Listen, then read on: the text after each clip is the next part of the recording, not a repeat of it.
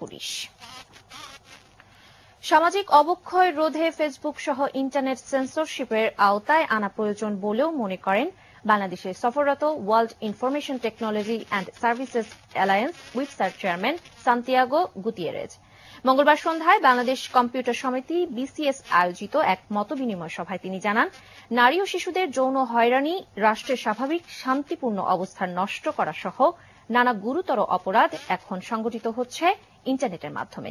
এ প্রসঙ্গে সামাজিক যোগাযোগের বিভিন্ন মাধ্যমের উদার নীতিরও সমালোচনা করেন তিনি।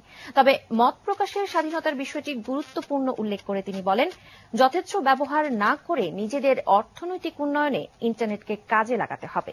ধানমন্ডি বিসিএস ইনোভেশন সেন্টার মিলনায়তনে আয়োজিত এই অনুষ্ঠানে বিসিএস সভাপতি মাহফুজুল আরিফ, ড্যাফোডিল গ্রুপের চেয়ারম্যান সবুর খান সহ তথ্য প্রযুক্তি খাতের ব্যবসায়ী নেতারা উপস্থিত ছিলেন। ফেসবুক